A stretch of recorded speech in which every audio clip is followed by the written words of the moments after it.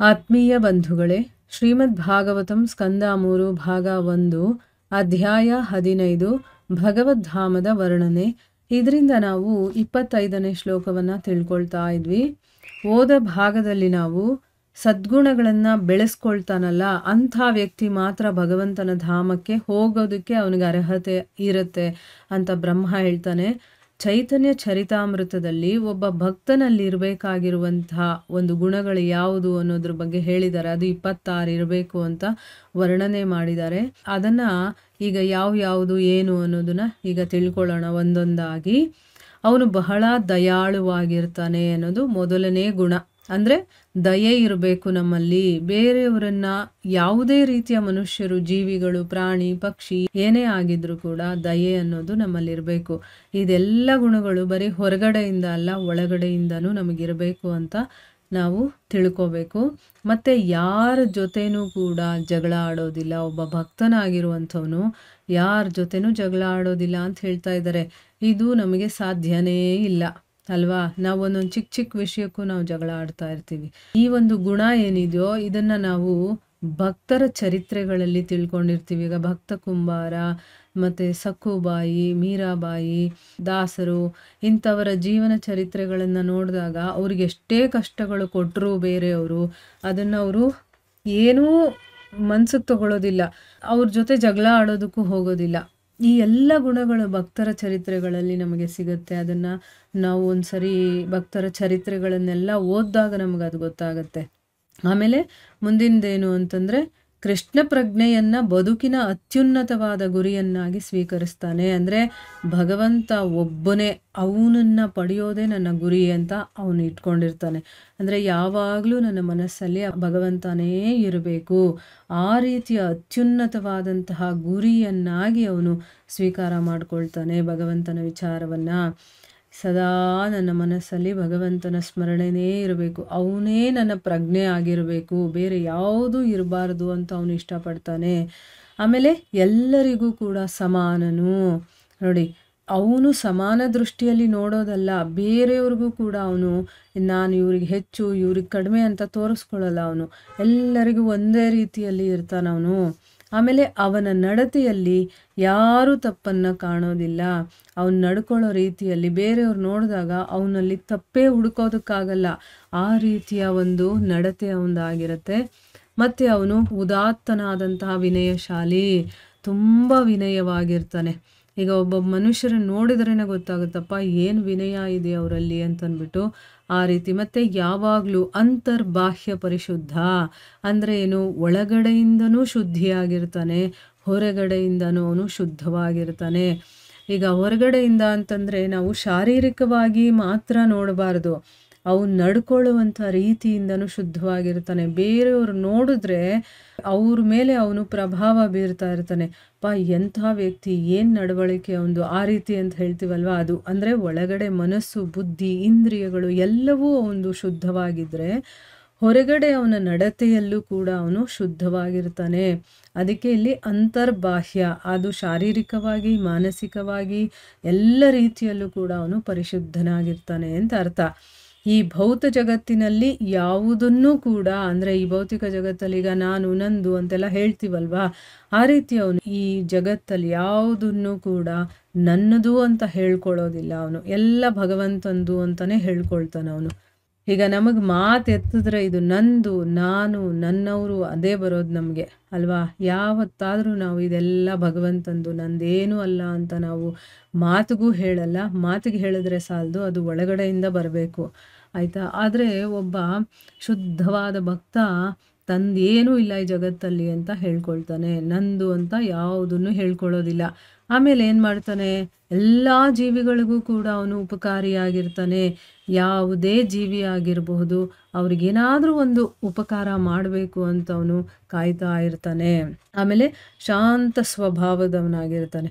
ಅವನು ನೋಡಿದ್ರೇ ತುಂಬ ಮನಸ್ಸಿಗೆ ಶಾಂತಿ ಅಂತ ನಮಗೂ ಅನಿಸುತ್ತೆ. ಯಾಕೆ ಅವನಷ್ಟು ಶಾಂತವಾಗಿರ್ತಾನೆ.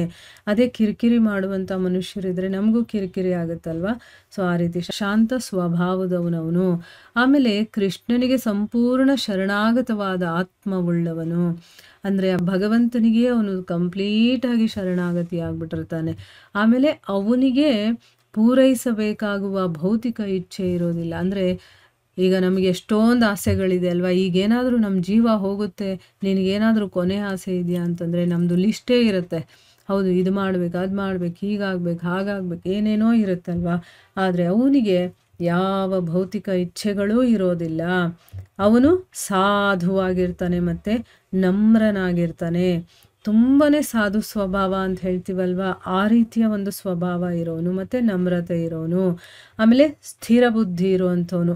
ಒಂದೊಂದು ಕ್ಷಣಕ್ಕೂ ಚೇಂಜ್ ಆಗ್ತಾ ಇರುತ್ತಲ್ಲ ನಮ್ಮ ಮೈಂಡು, ಆ ರೀತಿ ಚೇಂಜ್ ಆಗೋವನಲ್ಲ, ಸ್ಥಿರವಾಗಿರ್ತಾನೆ. ಅವನಿಗೆ ಒಂದು ದೃಢತೆ ಇರುತ್ತೆ, ಸ್ಥಿರತೆ ಇರುತ್ತೆ. ಹೌದು, ನಾನು ಹೀಗೆ ಇರಬೇಕು, ಇದೇ ನಂದು ಸರಿಯಾದದ್ದು ನಾನು ಮಾಡ್ತಾ ಇರೋದು ಅನ್ನೋದು ಗೊತ್ತಿರುತ್ತೆ. ಈಗ ನಮಗೇನಾಗುತ್ತೆ ಅಂತಂದರೆ ಯಾವುದೋ ಒಂದನ್ನು ಮಾಡ್ತಿರ್ತೀವಿ, ಇನ್ಯಾರೋ ಬಂದು ಇನ್ನೇನೋ ಹೇಳಿದಾಗ ನಮ್ಮ ಮೈಂಡ್ ಸಡನ್ನಾಗಿ ಚೇಂಜ್ ಆಗಿಬಿಡುತ್ತೆ. ಅಂದರೆ ಸ್ಥಿರತೆ ಇಲ್ಲ ನಮ್ಮ ಬುದ್ಧಿಯಲ್ಲಿ ಅಂತ ಅಂದ್ಬಿಟ್ಟು. ಆದರೆ ಅವನು ಸ್ಥಿರ ಬುದ್ಧಿ ಇರುವಂಥವನು ಮತ್ತು ಇಂದ್ರಿಯ ಕ್ರಿಯೆಗಳನ್ನು ಗೆದ್ದಿರುವಂಥವನು. ಈ ಇಂದ್ರಿಯಗಳು ಏನೇನು ಇಷ್ಟಪಡುತ್ತೋ ಅದನ್ನೆಲ್ಲ ನಾವು ಕೊಡ್ತಾ ಇರ್ತೀವಲ್ವ. ಆದರೆ ಅವನು ಹಾಗಲ್ಲ, ಇಂದ್ರಿಯಗಳನ್ನು ಗೆದ್ದಿರ್ತಾನೆ ಅಂತ ಅರ್ಥ. ಆಮೇಲೆ ಶರೀರದ ಮತ್ತು ಆತ್ಮದ ಪೋಷಣೆಗೆ ಬೇಕಾಗಿರೋದಕ್ಕಿಂತ ಹೆಚ್ಚಾಗಿ ಅವನು ಊಟ ಮಾಡೋದಿಲ್ಲ. ಈ ಶರೀರ ಇರಬೇಕು ಅಂತಂದರೆ ಅದಕ್ಕೆ ಒಂದಷ್ಟು ಪೋಷಕಾಂಶಗಳು ಬೇಕು, ಊಟ ಬೇಕು, ನಿದ್ದೆ ಬೇಕು ಅಲ್ವಾ.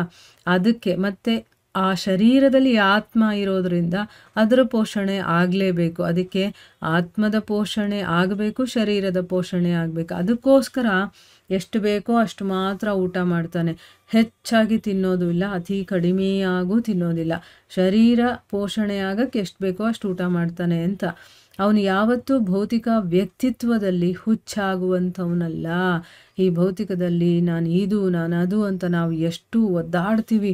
ನಂದು ಅಂತ ಒಂದು ಸ್ಥಾನ ಇರಬೇಕು ಅಂತೆಲ್ಲ ನಾವು ಹೋರಾಡ್ತೀವಲ್ವ. ಆದರೆ ಈ ಭೌತಿಕ ವ್ಯಕ್ತಿತ್ವದಲ್ಲಿ ಅವನು ಹುಚ್ಚಿನ ಆಗೋದಿಲ್ಲ. ಅವನು ಅದನ್ನೆಲ್ಲ ನೆಗ್ಲೆಕ್ಟ್ ಮಾಡ್ತಾನೆ. ಅವನಿಗೇನು ವಾಸ್ತವತೆ ಅಂತ ಗೊತ್ತಿರುತ್ತಲ್ವ. ಅದಕ್ಕೋಸ್ಕರ ಉಳಿದವರು ಎಲ್ರಿಗೂ ಕೂಡ ಅವನು ಮಾನನೀಯನು. ಎಲ್ಲರಿಗೂ ಕೂಡ ಗೌರವವನ್ನು ಕೊಡ್ತಾನೆ. ಅವನಿಗೆ ಆಟೋಮೆಟಿಕ್ಕಾಗಿ ಗೌರವ ಸಿಗುತ್ತೆ. ಅವನು ನನಗೆ ಗೌರವ ಕೊಡಿ ಅಂತ ಬೇರೆಯವ್ರ ಹತ್ರ ಕೇಳ್ಕೊಳ್ಳೋದಿಲ್ಲ. ಹಾಗನ್ಬಿಟ್ಟು ಯಾರೋ ಅವ್ರಿಗೆ ಗೌರವ ಕೊಡಲಿಲ್ಲ ಅಂತಂದರೆ ಅವರನ್ನು ಅವನು ಅಗೌರವದಿಂದ ನೋಡ್ಕೊಳ್ಳೋದಿಲ್ಲ. ಅವನು ಅವರಿಗೆ ಗೌರವವನ್ನು ಕೊಡ್ತಾನೆ. ಆಮೇಲೆ ಬಹಳ ಗಂಭೀರವಾಗಿರುವಂಥವನು ಮತ್ತು ತುಂಬ ಸಹಾನುಭೂತಿ ಕೂಡ ಇರುವಂಥವನು. ಬೇರೆಯವರಿಗೆ ಏನಾದರೂ ಒಂದು ಸಹಾಯ ಮಾಡಬೇಕು, ಆ ರೀತಿ ಏನಾದರೂ ಕಷ್ಟದಲ್ಲಿದ್ದರೆ ತನ್ನ ಸಹಾನುಭೂತಿಯನ್ನು ತೋರಿಸುವಂಥವನು. ಬಹಳ ಸ್ನೇಹಶೀಲನು, ಎಲ್ಲರ ಜೊತೆ ಅವನು ಪ್ರೀತಿ ವಿಶ್ವಾಸದಿಂದ ಇರುವಂಥವನು. ಮತ್ತು ಅವನು ಕವಿಯಾಗಿರ್ತಾನೆ. ಅಂದರೆ ಅವನಲ್ಲಿ ಭಾವನೆಗಳಿರುತ್ತಲ್ವ. ಸೊ ಅದಕ್ಕೆ ಅವನು ಕವಿ ಕೂಡ ಆಗಿರ್ತಾನೆ. ಮತ್ತು ಎಲ್ಲ ಚಟುವಟಿಕೆಗಳಲ್ಲೂ ದಕ್ಷನಾಗಿರ್ತಾನೆ. ಏನು ಕೆಲಸ ಕೊಟ್ಟರು ಅವನು ಮಾಡೋದಕ್ಕೆ ರೆಡಿಯಾಗಿರ್ತಾನೆ, ಆ ರೀತಿ. ಮತ್ತು ಅವನು ಅಸಂಬದ್ಧ ಮಾತಾಡುವಲ್ಲಿ ಮೌನಿ. ಅದು ಇದು ಏನೋ ಒಂದು ಕೆಲ್ಸಕ್ಕೆ ಬರದೇ ಇರುವಂಥ ಮಾತಾಡ್ತಾರಲ್ಲ, ಆ ಸಮಯದಲ್ಲಿ ಅವನು ಮೌನವಾಗಿರ್ತಾನೆ. ಅಂದರೆ ಏನು, ಅಂಥ ಮಾತುಗಳನ್ನು ಅವನು ಆಡೋದಕ್ಕೆ ಹೋಗೋದಿಲ್ಲ ಅಂತಂದ್ಬಿಟ್ಟು ಹೇಳಿದ್ದಾರೆ. ಅಂದರೆ ಇಷ್ಟೂ ಗುಣಗಳು ಒಬ್ಬ ಭಕ್ತನಲ್ಲಿ ಇರುತ್ತೆ ಅಂತಂದ್ಬಿಟ್ಟು ಚೈತನ್ಯ ಚರಿತಾಮೃತದಲ್ಲಿ ಹೇಳಿರುವಂಥ ವಿಷಯವನ್ನು ಇಲ್ಲಿ ಹೇಳಿದ್ದಾರೆ. ಹಾಗೆಯೇ ಶ್ರೀಮದ್ ಭಾಗವತದ ತೃತೀಯ ಸ್ಕಂದ 25ನೆಯ ಅಧ್ಯಾಯದ 21ನೆಯ ಶ್ಲೋಕದಲ್ಲಿ ಸಾಧು ಪುರುಷರ ಅರ್ಹತೆಗಳನ್ನು ಪ್ರಸ್ತಾಪಿಸಲಾಗಿದೆ. ಅಂದರೆ ಇಲ್ಲಿ ಚೈತನ್ಯ ಚರಿತಾಮೃತದಲ್ಲಿ ಹೇಳಿರೋದನ್ನು ಹೇಳಿದ್ರು. ಈಗ ಶ್ರೀಮದ್ ಭಾಗವತದಲ್ಲೂ ಕೂಡ 3ನೇ ಸ್ಕಂದ 25ನೇ ಅಧ್ಯಾಯ 21ನೇ ಶ್ಲೋಕದಲ್ಲಿ ಒಬ್ಬ ಸಾಧು ಪುರುಷನ ಅರ್ಹತೆಗಳು ಏನು ಅನ್ನೋದನ್ನು ಹೇಳಿದ್ದಾರೆ. ಅಲ್ಲೇನು ಹೇಳಿದ್ದಾರೆ ಅಂತಂದರೆ, ಭಗವಂತನ ಸಾಮ್ರಾಜ್ಯವನ್ನು ಪ್ರವೇಶ ಮಾಡಬೇಕು ಅಂತಂದರೆ ಅದಕ್ಕೆ ಅರ್ಹನಾಗಿರುವಂತಹ ಸಾಧು ಪುರುಷ ತುಂಬ ಸಹನೆ ಇರುವಂಥವನಾಗಿರಬೇಕು, ಮತ್ತು ಎಲ್ಲ ಜೀವಿಗಳಿಗೂ ದಯೆ ತೋರಿಸುವಂಥವನಾಗಿರಬೇಕು, ಮತ್ತು ಅವನಲ್ಲಿ ಪಕ್ಷಪಾತ ಇರಬಾರದು. ಅವನು ಮನುಷ್ಯರಿಗೆ ಮತ್ತು ಪ್ರಾಣಿಗಳಿಗೆ ಎಲ್ಲರಿಗೂ ಕೂಡ ದಯಾಳುವಾಗಿರಬೇಕು. ಮಾನವ ರೂಪದ ನಾರಾಯಣನನ್ನು ಅಥವಾ ದರಿದ್ರ ನಾರಾಯಣನನ್ನು ಪೋಷಿಸೋದಕ್ಕೋಸ್ಕರ ಅವನು ಆಡಿನ ರೂಪದ ನಾರಾಯಣನನ್ನು ವಧೆ ಮಾಡುವಂತಹ ಮೂರ್ಖನಲ್ಲ. ನೋಡಿ, ಇಲ್ಲಿ ಗುರುಗಳು ಮನುಷ್ಯನನ್ನು ದರಿದ್ರ ನಾರಾಯಣ ಅಂತ ಕೆಲವರು ಹೇಳ್ತಾರೆ. ಅದಕ್ಕೋಸ್ಕರ ಅಂಥ ನಾರಾಯಣನನ್ನು ಪೋಷಿಸೋದಕ್ಕೆ ಈಗ ಪ್ರಾಣಿ ರೂಪದಲ್ಲೂ ಕೂಡ ಭಗವಂತನೇ ಇರೋದು, ನಾರಾಯಣನೇ ಇರೋದು ಅನ್ನೋದು ಅವ್ರಿಗೆ ಗೊತ್ತಿರುತ್ತೆ. ಆದರೆ ಈ ನಾರಾಯಣನನ್ನು ಪೋಷಿಸೋದಕ್ಕೆ ಆಡಿನ ಅಂದರೆ ಕುರಿ, ಮೇಕೆ, ಕೋಳಿ ಅಂತ ನಾವು ಏನಾದರೂ ಹೇಳ್ಬೋದು, ಆ ರೂಪದಲ್ಲಿರುವ ನಾರಾಯಣನನ್ನು ಅವನು ವಧೆ ಮಾಡುವಷ್ಟು ಮೂರ್ಖನಲ್ಲ. ಅಂದರೆ ತನ್ನ ಹೊಟ್ಟೆ ಪಾಡಿಗೋಸ್ಕರ ಬೇರೆ ಯಾವುದೋ ಪ್ರಾಣಿಯನ್ನು ಕೊಲ್ಲುವಷ್ಟು ಮೂರ್ಖನಲ್ಲ ಅವನು ಅಂತ ಹೇಳ್ತಾ ಇದ್ದಾರೆ. ಎಲ್ಲ ಜೀವಿಗಳಲ್ಲೂ ಕೂಡ ಅವನಿಗೆ ತುಂಬ ದಯೆ ಇರುತ್ತೆ. ಅದಕ್ಕೋಸ್ಕರ ಅವರಿಗೆ ವೈರಿ ಅನ್ನೋದೇ ಯಾರೂ ಇರೋದಿಲ್ಲ. ಮತ್ತು ಅವನು ಬಹಳ ಶಾಂತನಾಗಿರುವಂಥವನು. ಭಗವಂತನ ಸಾಮ್ರಾಜ್ಯವನ್ನು ಪ್ರವೇಶಿಸೋದಕ್ಕೆ ಅರ್ಹರಾದ ವ್ಯಕ್ತಿಗಳ ಗುಣಗಳು ಇವು. ಅಂತಹ ಗುಣಗಳಿಂದ ಯಾರು ಕೂಡಿರ್ತಾರೋ ಅಂತಹ ವ್ಯಕ್ತಿ ನಿಧಾನವಾಗಿ ಮುಕ್ತನಾಗಿ ಭಗವತ್ ಸಾಮ್ರಾಜ್ಯವನ್ನು ಪ್ರವೇಶಿಸ್ತಾನೆ ಅಂತಂದ್ಬಿಟ್ಟು ಶ್ರೀಮದ್ ಭಾಗವತದ 5ನೇ ಸ್ಕಂದದ 5ನೇ ಅಧ್ಯಾಯದ 2ನೇ ಶ್ಲೋಕ ಕೂಡ ದೃಢಪಡಿಸುತ್ತೆ. ನೋಡಿ, ಇಲ್ಲಿ ಚೈತನ್ಯ ಚರಿತಾಮೃತದಲ್ಲಿ ಏನೆಲ್ಲ ಗುಣಗಳನ್ನು ಹೇಳಿದಾರೋ ಅದೇ ಭಾಗವತದಲ್ಲೂ ಕೂಡ ಮತ್ತೆ ಬರುತ್ತೆ. ಅಂದರೆ ಒಬ್ಬ ಭಕ್ತನಿಗಿರಬೇಕಾಗಿರುವಂತಹ ಸಾಮಾನ್ಯವಾದಂತಹ ಗುಣಗಳಿವೆಲ್ಲನೂ. ಅದಕ್ಕೆ ಎಲ್ಲೆಲ್ಲಿ ಹೇಳಿದ್ದಾರೆ ಇದ್ರ ಬಗ್ಗೆ ಅಂತ ಗುರುಗಳು ಕೂಡ ಹೇಳ್ತಾ ಇದ್ದಾರೆ. ಶ್ರೀಮದ್ ಭಾಗವತದಲ್ಲಿ 2ನೇ ಸ್ಕಂದ 3ನೇ ಅಧ್ಯಾಯ 24ನೇ ಶ್ಲೋಕದಲ್ಲಿಯೂ ಕೂಡ ಈ ವಿಷಯದ ಬಗ್ಗೆ ಹೇಳಿದ್ದಾರೆ.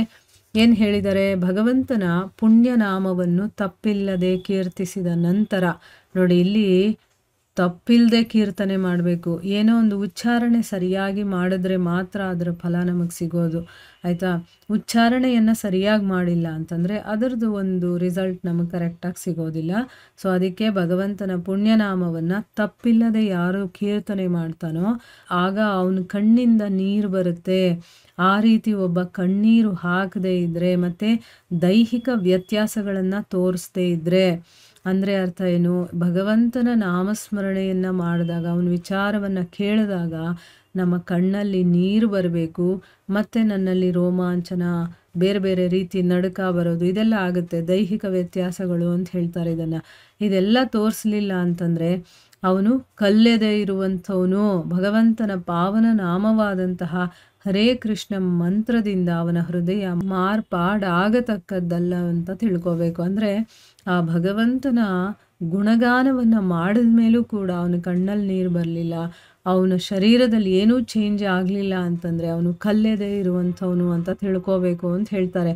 ಹಾಗನ್ಬಿಟ್ಟು ಸುಮ್ಮನೆ ನಾವು ನಾಟಕೀಯವಾಗಿ ಕಣ್ಣೀರು ಬರೆಸ್ಕೊಳ್ಳೋದು ಅಥವಾ ರೋಮಾಂಚನವಾಗಿಸ್ಕೊಳ್ಳೋದು ಆ ರೀತಿ ಅಲ್ಲ. ಅದು ಆ ಭಗವಂತನ ನಾಮವನ್ನು ಕೇಳಿದಾಗ ನಮ್ಮ ಹೃದಯ ನಿಜವಾಗಲೂ ಕಲ್ಲೆದೆ ಇಲ್ಲದೆ ಇದ್ದರೆ, ಅದು ಭಾವನೆಗೆ ಸ್ಪಂದಿಸುತ್ತೆ ಅಂತಂದರೆ ಆಗ ಇದೆಲ್ಲವೂ ಕೂಡ ತಂತಾನಾಗೆ ಆಗುತ್ತೆ.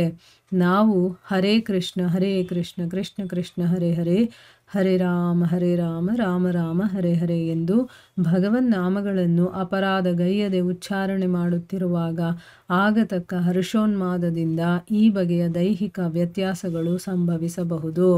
ಈಗ ನಮ್ಮ ಮನಸ್ಸೆಲ್ಲೋ ಇಟ್ಕೊಂಡು ನಾವು ಹರೇ ಕೃಷ್ಣ ಮಹಾಮಂತ್ರವನ್ನು ಉಚ್ಚಾರಣೆ ಮಾಡೋದು, ಅಥವಾ ನಮ್ಮ ಬುದ್ಧಿ ಏನೋ ಒಂದು ಯೋಚನೆ ಮಾಡ್ತಾ ಇರುತ್ತೆ, ಆ ರೀತಿ ಮಾಡಿದ್ರೆಲ್ಲ ಇದಾಗೋದಿಲ್ಲ. ಯಾಕಂದರೆ ಭಗವಂತ ಹೇಳ್ತಾನೆ, ಮಾಮೇಕಂ ಅಂತ, ನನ್ನನ್ನೇ ನೀನು ಧ್ಯಾನ ಮಾಡಬೇಕು, ನನಗೇ ಶರಣಾಗತಿ ಆಗಬೇಕು, ನನ್ನ ವಿಚಾರವನ್ನೇ ಕೇಳ್ತಾ ಇರಬೇಕು, ನಿನ್ನ ಮನಸ್ಸು ಇಂದ್ರಿಯಗಳು ಬೇರೆ ಯಾವುದರಲ್ಲೂ ತೊಡಗಿರಬಾರ್ದು ಅಂತ. ನಾವು ಬರೀ ಬಾಯಲ್ಲಿ ಹರೇ ಕೃಷ್ಣ ಕೃಷ್ಣ ಕೃಷ್ಣ ಹರೇ ಹರೇ ಅಂದ್ಕೊಂಡು ಹೋಗೋದಲ್ಲ. ಆ ಒಂದೊಂದು ಶಬ್ದದಲ್ಲೂ ಜೀವ ಇರುತ್ತೆ, ಭಗವಂತ ಇದ್ದಾನೆ, ಅದನ್ನು ನಾವು ಅನುಭವಿಸ್ಬೇಕು. ಆ ರೀತಿ ಅಪರಾಧವನ್ನು ಮಾಡದೆ ಭಗವಂತನ ಒಂದು ನಾಮವನ್ನು ಉಚ್ಚಾರಣೆ ಮಾಡ್ತಾ ಇರಬೇಕಾದ್ರೆ ಆಗುವಂಥ ಹರ್ಷೋನ್ಮಾದ ಇದೆಯಲ್ಲ, ಅದರಿಂದ ಈ ರೀತಿಯ ದೈಹಿಕ ವ್ಯತ್ಯಾಸಗಳೆಲ್ಲ ನಡೆಯುತ್ತೆ. ಆಗ ನಮಗದು ಗೊತ್ತಾಗುತ್ತೆ, ನಾವು ಅನುಭವಿಸ್ತೀವಿ ಅದನ್ನೆಲ್ಲ ಅಂತ ಇಲ್ಲಿ ಗುರುಗಳು ತಮ್ಮ ಅನುಭವದ ಮೂಲಕ ಹೇಳ್ತಾ ಇದ್ದಾರೆ. ಇದನ್ನು ನಾವೇನಾದರೂ ಎಕ್ಸ್ಪೀರಿಯೆನ್ಸ್ ಮಾಡಬೇಕು ಅಂತಂದರೆ ನಾವು ಕೂಡ ಅದೇ ರೀತಿ ಉಚ್ಚಾರಣೆ ಮಾಡಿದಾಗ ಮಾತ್ರ ಆಗುತ್ತೆ. ಇದರ ಮುಂದುವರೆದ ಭಾಗ ಇನ್ನೂ ಇದೆ, ಅದನ್ನು ನಾವು ಮುಂದಿನ ಭಾಗದಲ್ಲಿ ತಿಳ್ಕೊಳ್ಳೋಣ. ಹರೇ ಕೃಷ್ಣ.